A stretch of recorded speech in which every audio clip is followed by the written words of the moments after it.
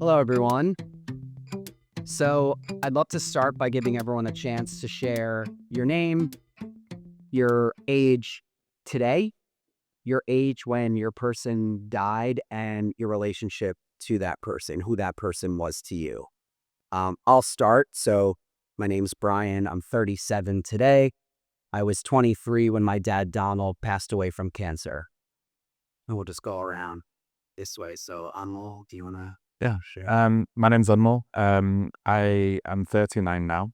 Um, I wasn't actually born when my father passed away. It was a month before I was born, but he passed, almost to the day. Um, yeah. Hmm.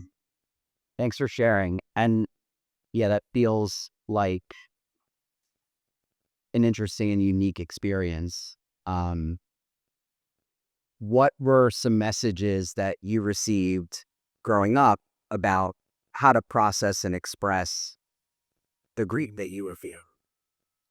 I think for me, it takes a different lens with also coming from like a Indian culture. My mum remarried when I was young, and the person who I thought was my dad growing up was a stepdad. I was only told when I was like 11 that he wasn't my real dad.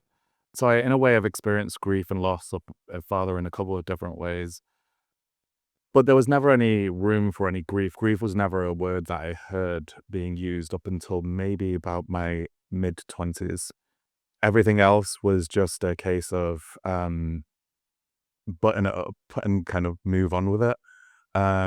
It's the same thing that everybody's experienced. Other people have lost parents. It's just something that we are part of life. Also, going back to the cultural thing, being Indian, we believe in reincarnation. That's part of our religion, and so and it's kind of a beautiful thing, but it's also a very rigid kind of thing of everybody's got a place in life, and your time is set. You know when you come, you know where you go, and it's always kind of tied back to spirituality. And so, yeah, it's a long way of saying it, but grief was never really a word that was used around me growing up, and normally it's limited to if somebody does pass away in the family, it's limited to just maybe a few days of mourning at somebody's house, bringing them food and stuff, looking after them. But then after that, it's kind of business as usual, really. So yeah, I'm glad that we have a space now and greater collective consciousness that grief is a word that gets used a lot more. Yeah, amen to all that. All right, I'd love to hear from everyone else. Just quick intros to start. So, Will, I'm what you. I'm Doyle, currently 23, and I was 14, I believe. Yeah, 14 when my dad, Fulfredo, passed from 9/11 related colon cancer. My relationship with him, he was like my twin, if you will. Like I got a lot of his genetics. Um, Skin tone wise, like kind of like similar shapes or whatever. But honestly, my dad, I was very close with him, but then there were times where I wasn't close with him, honestly. Bonded over our bond for like the Yankees, if you will, lots of sports too. Um, yeah. Thanks for sharing. My name is Dan. I'm 32 now, and my older brother Mike died when I was 24. So it's been about 8 years now. Thanks for sharing. I'm Will. I'm 30. Lost both my parents. I was 15 when my dad died of a heart attack, and 16 when my mom died of cancer. Um, Strong relationship with both of them. Been a long time, but excited to talk about it. My name is Dylan. I lost my father when I was 14, and it's been about, damn, 25 now. It's been about 11 years. And yeah, I was very, very close with him. And yeah, it's been quite a while. Hey guys, my name's Parker. I'm 30 years old. My stepdad Philip died about 2.5 years ago. When I was, I guess, 27 at the time. It was completely unexpected. Um, from he had the surgery and complications from the surgery. And my relationship with him was, I have my own biological father, but I also look to him as a father.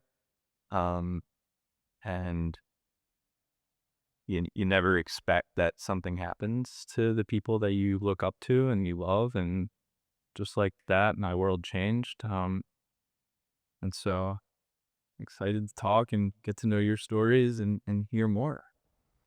Same. Yeah, grateful we're all here.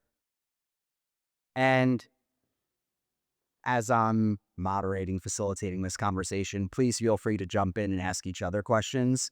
I encourage crosstalk in circles like this. Get curious about each other, right? That's how we learn from not just our lived experience, but witnessing and holding space for the lived experiences of others. So I'll open up that question to the rest of the group. And I'm specifically curious, as some of us were pretty young when our people died, as boys, but then growing up to become men. What were some messages that you received either explicitly from friends and family members or from society, social media, um, whatever it may be, about how a boy or a man should respond to the death of a parent, a sibling, um, and express an emotion like grief? I mean, Yeah. when society popped up, I just like thought of like my own kind of like inner saboteur, like my little like self sabotage a little bit when it came to the start of my grief journey. Honestly, one sec. um, so when my dad had passed, I was like, it was the tail end of my freshman year at Catholic school. It was like an all boys school. I was trying to build myself to become like a better man, like a better guy to like grow up to be a better man, maybe provide, get a job, and all that other stuff. Like my dad was Puerto Rican, so like Latino culture, that's like massively like machismo and all of that other stuff. Basically, man, the house type of things. Honestly, like I felt nervous a little bit. Like, okay, I gotta bottle up these feelings because A, my school year is about to end. B, I'm in a school where basically they're trying to quote unquote build you into being a man once you graduate or whatever. So like it's like I gotta like hold this back in. I can't let it dim my light or anything like that, honestly. I mean that's kinda like what had been plugged into my brain for like a while, but time progresses, like I've kind of gained out of that like, oh, I gotta be the man and provide everything for like my mom and stuff, especially with the influx of incoming father figures coming into my life and all the other things. No. I mean, I definitely agree to that because, like, similar story. Like, I also went to all boys Catholic high school, and I think it's so interesting. One of the first things I was told was like, just make sure you look after your mom, and you got to do what you have to do. So, I think really, grief in my first experience, grief never really had like any room in my life. It was kind of like, yeah, you gotta get good grades, you gotta make sure go to school, I do well, make sure like nothing kind of impedes, make sure my mom is okay because I'm the only child. So I think I definitely do agree with that. And I think it's a double-edged sword because I didn't have really any room to really figure out my grief. So I just kind of bottled up and it would come out in explosive moments just by myself. But then on the other side, I feel like it kind of forced me to grow up, and just kind of have like a, not necessarily, I guess, in a sense, yeah, lose my innocence in that way and just feel like this is how the world works. And you just have to keep on pushing, because kept taking mom and be there for her. I relate to that heavily. My dad died before my mom, so I had a lot of support from her after, but when she passed away, I will always remember some male figure in my life, I don't remember who it is, saying, God only gives you as much as you can handle. I didn't really feel like I could handle it at that point in time, shockingly.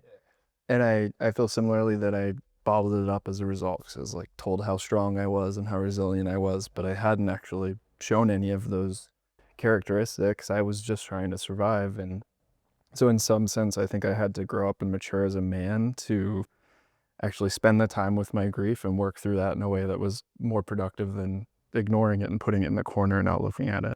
I like what you said, just trying to survive. That's a great way to. What do you wish someone said to you in those first few months or years after your dad? I know, for your dad and mom. Because it sounds like the message you received, it was partially helpful but partially harmful. So what do you feel like was missing from that conversation? Am I allowed to use expressful language? I really wanted someone to tell me that it was fucked up, that I was having to deal with it, but that it would be okay, right? That if I did the right things, if I spent time with it, that I could move it into something that was productive towards helping others, and otherwise just moving forward in a way that wasn't saying that I was prepared to deal with it when I personally did not feel prepared to deal with it whatsoever. So I think it would have been maybe the acknowledgement of it being truly as severe as it was, which was becoming an orphan at 16. I feel that there's a common occurrence to sugarcoat these kinds of things, perhaps from people that haven't dealt with them. And I'm proud to now feel as though I maybe became someone that can be that in other people's lives. Yeah. What I'm hearing is, and what this is reminding me of, is this idea that I think our culture isn't great at holding space for uncomfortable emotions. And when other people are experiencing uncomfortable emotions, it can make you uncomfortable. So it's like, I think a lot of us, and I say us because, I've been guilty of this as well, have a tendency to want to fix, solve, right? Like, you're going to be okay. You're resilient. You're strong. You'll get through this. When really, I think what I'm hearing you wanted to hear is, it's okay to not be okay. And wherever you are, whatever you're feeling is perfect because it's just what you're feeling, right? It's just what is. And I think the only way out is through, right? Yeah, I think it was for me personally, and I don't want to take too much space here, but it was finding people that were willing to have the capacity or at least make an effort to take it for what it was, to truly say like, hey, this is really hard, but I'm there. And when I ask you how you are, I actually want you to be honest with me. I think there are things a lot of us probably run into in the earlier stages, and yeah, you have to go through it in order to see that there are people that have the capacity. Because if I had been discouraged by this one person and the thing they said to me, I may not get at the other end in the way that I feel I have. Or it's interesting that you started that with not wanting to take up too much space. That you started that sentence because I think that that's exactly part of it, right? Like you're taught that talking about it is taking up space, and that all those feelings that you have are shameful and sad and could cause other people upset, and so you have to bottle it in. And something that I really appreciate about like how things have changed in the past couple of years is just that there's a reframing on it. There can be a reframing of grief and an understanding of that grief also represents the closeness and love that you have for that person. And so grief isn't just this bundle of sad and anguish, although it does contain that, but it that's only there because that person meant something to you, and what a beautiful thing to have experienced with that person. That's just to tie that back to something personal. That's something that I found really difficult in my family because my brother and sister were 7 and 5 when my dad passed away, and so they had memories of my brother and I didn't. And what that taught me about grief as well is that there's different flavors of grief, and not all people grieve the same. One person would pass away and every single person around them will be grieving them in a very different way. And that's a really interesting thing. I'd never thought about that before, up until I first came to camp, actually, and seeing all the different perspectives that people come at with to camp with. I'm curious if anyone had any male role models in your life that modeled the kind of, I guess, what's the word I'm looking for? Whether, a lot of us have lost a dad. So was there a male role model that stepped in to support you in a way that was helpful for you? Maybe not as helpful for you? Um, and even if you didn't lose a dad, are there men in your life? Have you had men in your life, or, have you found men recently that model the kind of leadership or the kind of emotional capacity and intelligence that you want to exemplify? I think for me, the person that I would go to and model was the person who died. And so when that happened unexpectedly, a couple years ago, it basically opened, obviously I had all these feelings of, pain and grief, but also like I didn't have that person to then go to for these deep, thoughtful questions. How do I navigate this? How did you get through this when you were younger, when a friend died or, family member died? Um, and, there's other male role models in my life. I mentioned my dad is still alive, but he's not necessarily someone I go to for those types of conversations. Um, and I think the part that I'm thinking about now that's been challenging is finding someone who's like there as like a male role model with male figure. I think oftentimes now I'm finding that through my close friends and people who I trust and, can create that space for me. But at the same time, it's challenging. I think when Philip first died, I had all these people who like were friends with him, and they came into my like life more at that time, checking in on me. But what's been challenging, unfortunately, is that everyone else has their own lives to live, and those weekly phone calls become monthly, or monthly phone calls even become yearly, or they don't ever happen again. And it is a challenge, I think.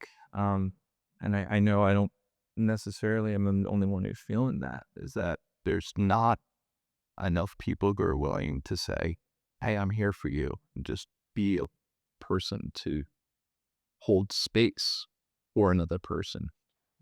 And it's as simple as just listening. You don't have to say a single word.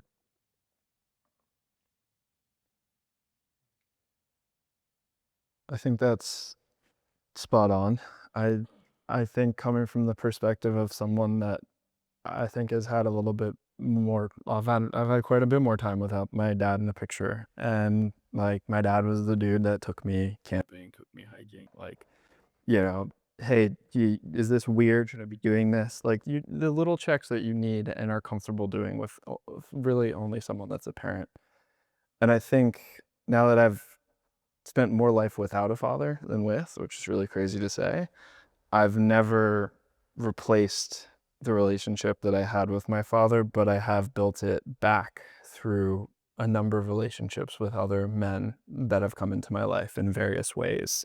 I have my like hobby male friend that also know my real background, so I can relate with both things I'm passionate about and also have the space to have like a bad day if I need to.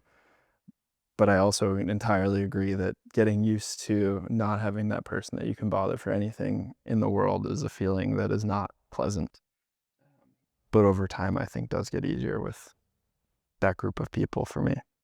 I definitely echo that, and I agree. And I think, like, to your point, like, I definitely in the first like 4 or 5 years, I didn't really feel like I necessarily had any like male role models. Like my grandmother there, my grandfather was there, but he grew up in a different time, and I feel like from the ages of like 15 to 28, for any like men, they're so pivotal, and I didn't necessarily have that. But now on the back end of that, I definitely do think I built up relationships, and I have those people that I can reach out to, but also I know that there are still like days where I definitely do need that father figure to just go out to. I'm like, damn, it's not there, because I think there's only Like, there's only things that a father could tell you, or you can reach out to and really have that bond.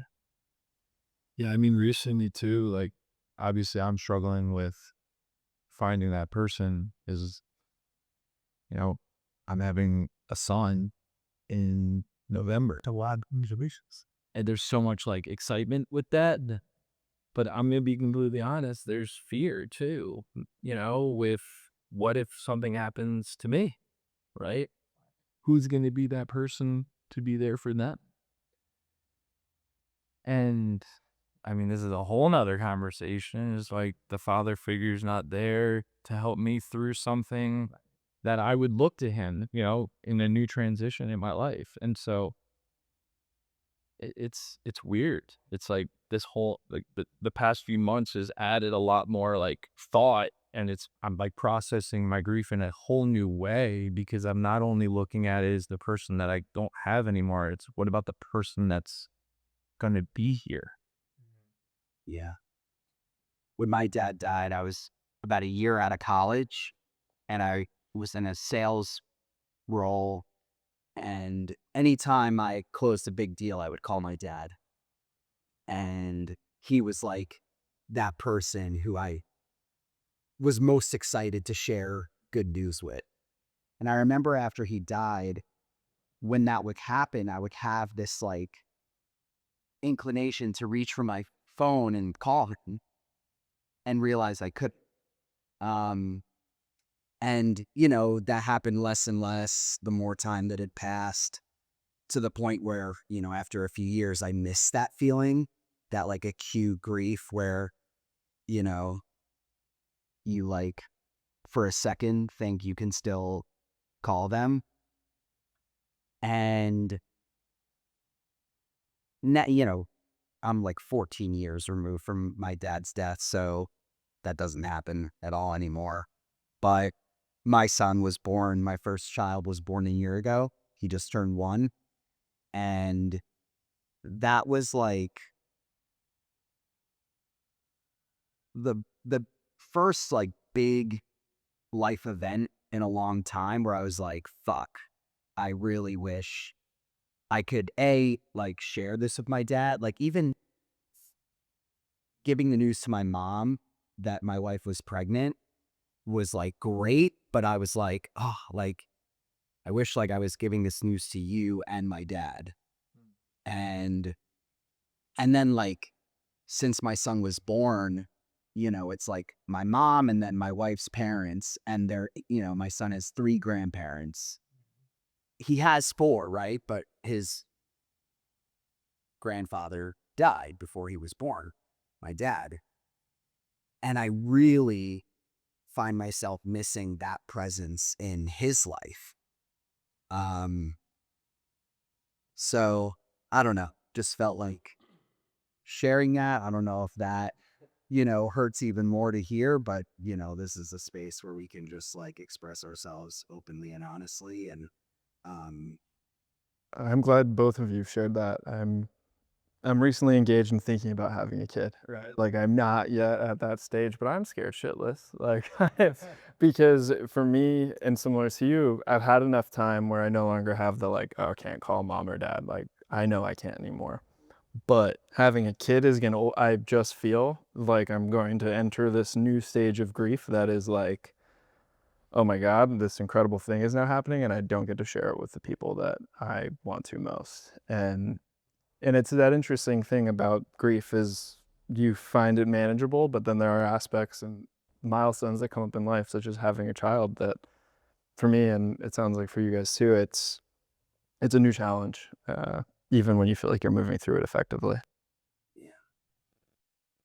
Dan, any thoughts on this topic? I know we passed some big life milestones recently. Yeah, I got engaged too. Congratulations. Yeah, Will and I are living very parallel lives right now.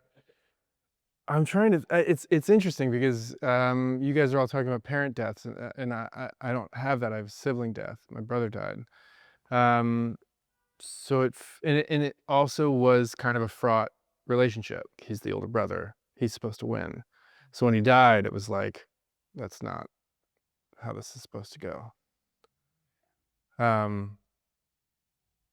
and that's how it feels now. I mean, that's dissipated a bit over time, obviously. Like I can really bask in the victories of my life. I can enjoy and celebrate, like, you know, starting a new career or getting engaged, and um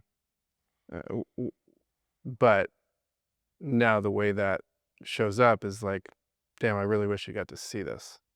Mm.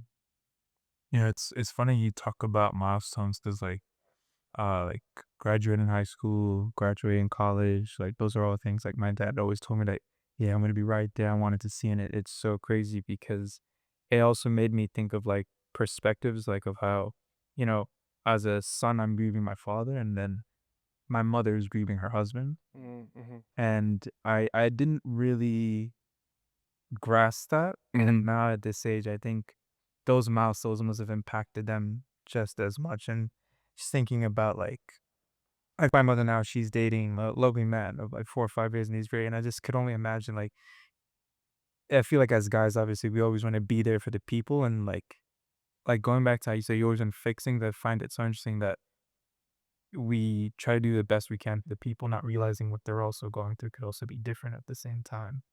Sure. It's a totally different watching your family grieve is like a whole different type of grief. I mean, your mom grieving her husband, my parents grieving their child, like, Yeah. how do you talk to somebody who's going through that? I have no idea.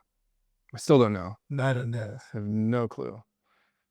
I actually ended up like leaving the country because I couldn't figure out the answer to that question. Worst thing. Yeah, like I left and traveled for a bit because I was like, I can't Yeah. take on the pain of, like, my pain is so great at this point that to try to care for them was just not feasible. I didn't know how to do that. Has camp helped at all with that? Because I know your mom was at FTA. Yeah. Yeah. We talked about it after she got back from the adult camp.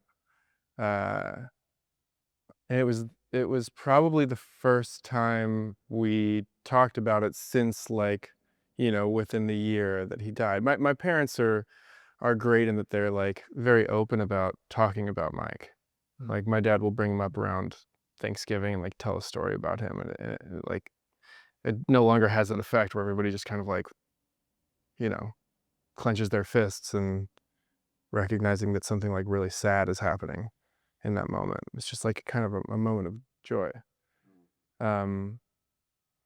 But after a while that dissipates too, like you were saying about like eventually people fall away, but also that topic of the death itself kind of no longer is top of mind, which feels kind of Weird. yeah. Yeah, when I get texts that remind me that it's the day that one of my parents died, which is now I'm at that stage in life where I'm like kind of forgot the day, maybe on purpose. But I'm just like, I've had enough years of that day sucking that I was like, it's just gonna be a random day. And it's interesting too, like, yeah, you go from deep grief to honoring the person to this stage of kind of having to remind yourself from time to time. And I personally don't want to forget who they were to me. I don't talk about the challenges that I had with my father, but when he died suddenly of a heart attack, we were not on great terms. And I similarly, and it sounds like maybe this is where you are with your brother, but I'm a little bit upset that I didn't get a chance to resolve that. And maybe that gets back to our tendency to want to fix everything. But some of my frustrations now are not getting to talk through things that I never will be able to. My relationship with my father, sometimes it feels like we're close, but then there's times where we don't feel close, honestly. And like the last couple of years of his life, like I know you were talking about my house. So like my dad wasn't able to attend my middle school graduation because he was about to do treatment around that time. So then to not only witness that, like my dad died right as I was about to finish freshman year, my dad won't be able to see me get a driver's license or teach me how to drive. You know, sometimes I feel like I there's some unresolved things with my dad that I never like resolved with because at times families like is not always 100% perfect and they shouldn't be 100% perfect. Like there's times where I love him and then there's times where like I resent him at times, not getting to resolve some things, but like trying to hold that back because watching him like deteriorate day after day was already bad enough. Like I don't know when or what will be the perfect time to like try to resolve things. Like shit, honestly. It's And a tough way to squash beef when the other person dies. yeah, Is the way I look at it, and I think you have to make peace with yourself over time. It's something I'm still working on. I've been kind of working through it as well. Even with like being reminded of the day, like June is like a big month because that's when my parents first got together like almost 3 decades ago at this point. I'm also like identify with LGBTQIA plus, like I'm part of that community. So like Pride Month is also like a big thing. Um, so like having that and then that, but then also like the anniversary of his death was even wild. Speaking of anniversaries of death, so my stepdad Philip died on August 19th, and obviously, like the months after were very, very challenging. I got married in April, just 6 months later or so, and like not having him there was bizarre, and like watching my mom struggle through that evening, and I had 3 stepbrothers, like being there, and I've become much more spiritual over the past couple years, even lead up into his death. And like there was just in certain moments where it's a reminder that like my tether with him is strong, and that I genuinely believe he was there on my wedding day, and he's sitting with me right now and in anything that I do. How can we make the world a better place for grieving boys? Or, as you alluded to, boys and men who have experienced grief? Great question. After my mom passed, I lived with my stepfather, who I hated my entire life. My stepfather and I have different political beliefs. We have different everything beliefs. But the one thing about my stepfather is that he was a stonewaller and an alcoholic. And so when I was going through what I did, he'd often ask me why I was so lazy. And why I wasn't more active, I wasn't more driven, like maybe because I'm severely depressed and you have no capacity to ask me about that. And I think what I've since learned is being a strong man is being someone that knows when they need to talk to someone and does that as frequently as they need to, spreads it out, spreads the load, whether it's their therapist, their loved ones, their significant others. One person cannot be responsible for a lot of the weight of what we bear. But being strong for me as a man now means being vulnerable and being willing to say when I need help, because I know that if I do those things, I'll be able to be the image of a strong man that was painted for most of us as kids, which is the provider, the tough person that can pick things up and reach above the fridge. But I think what's so much more important is the capacity to not only say when you need help, but also to understand when others around you need it.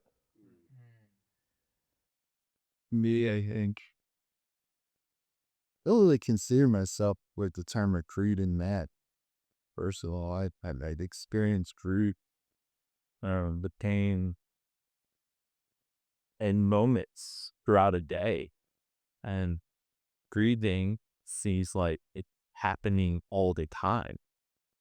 Um, and I think for me, to the other point, um,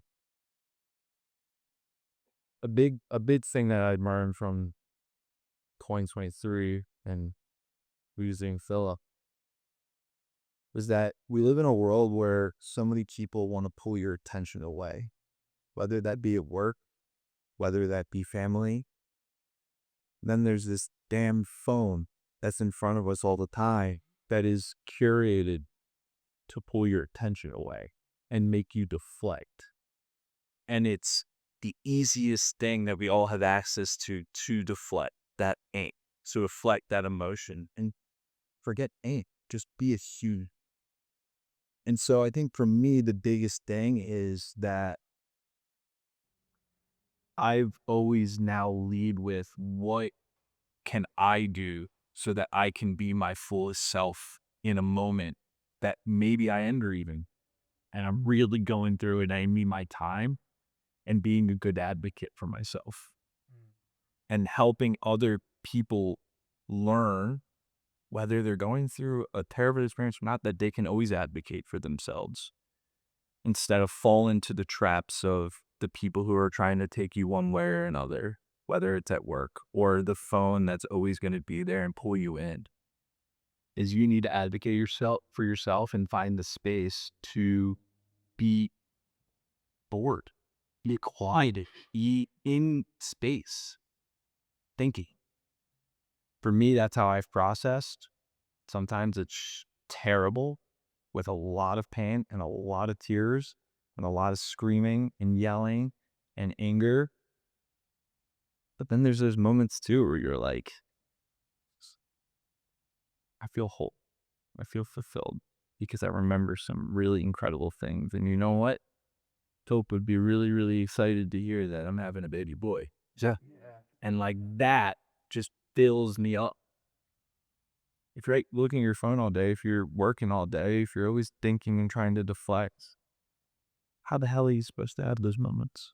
I honestly couldn't agree more. I think when I was for the ages of 15 to 20, like I think those were like prime years that I just spent working, going to school. Is always busy. Like my schedule was not but day in and day out. I think I ended up realizing that I was just running away from what was really going on, and it only I noticed it started to build up in the moments when I was by myself. I would just break down because I wasn't I wasn't listening to myself. I wasn't advocating for myself, and I think that's when I kind of realized, like to your point, like I think being vulnerable with yourself is such a great strength because once you listen to yourself and you pour into yourself, then you can help others do the same.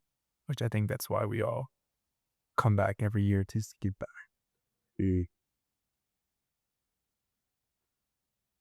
Well said. So, last question. I think experience camps in a lot of ways is not the way the world should be, in the sense that everyone has experienced this sort of loss that happened too soon and felt unfair, but the way the world should be for people who have experienced loss, in that it's a space where we can talk about it openly and honestly. And even though what happened is not okay, it's okay to not be okay in that space. And it's a community where everyone gets it. And it's not, like in the world outside of camp where it's so taboo to talk about these things. And, you're always worried about making other people uncomfortable. And people just don't know how to listen, right? And hold space without needing to fix. So I'm curious if anyone has any ideas for how we bring a little bit of that world outside of camp, for how we shift the culture outside of camp to a more grief-literate world where people are able to sit in circles like this, whether they've experienced loss like this or not. Anyone have any ideas? Or anything that you've done in your communities outside of camp to make conversations like this feel more safe? I think we're doing that right now. For one, I think that's why everyone in this room decided to show up today. I would say in my own personal life, I'm 30, but I'm now reaching an age where I do have friends that have parents that are aging, that do have loved ones in which they're having to think about terminal illnesses in a way where they have not ever had to encounter that before. And unfortunately, I had a PhD in this shit before I was 18. And I'm now having to think about, okay, how do I make sure I'm there for them? And I don't try to apply what I went through at a much younger age to this now full-grown adult with, to your point, all of these major distractions. And so I think it's the same proactivity that we're talking about and being vulnerable is the same proactivity we put out into the world with the people that we interact with. And when we ask them how they're doing, we really mean it. Honestly, one thing I've always like applauded X camps for doing is like bringing in this like community. Because one thing about me is that I love community. Like I love like camaraderie. Like having friends with like similar interests with like similar backgrounds. Something I've always said is like, we may not always have all the same blood, but we've all had similar journeys as to why we're here, sitting here right now, or sitting up at a campfire. Community, whether it be like discussing grief or discussing like similars in like art or like music or like our own special interests. I always thought of it as like, trying to find my little light in the dark, if you will. The darkness being like the grief of it be like my main person as to why I got to camp or like the many other losses I've had in life afterwards or near losses that I've had. And you know, it's always like my mind is like building my own chosen family, if you will, especially considering a lot of us have lost whether our own chosen family or our birth family, if you will. Um, that's something I've always been like privy to. Like I want to find community or build community, especially since sometimes I don't have those people that like have the similar like journey as I have or like what we have as, grieving men or men who have gone through grief, if you will.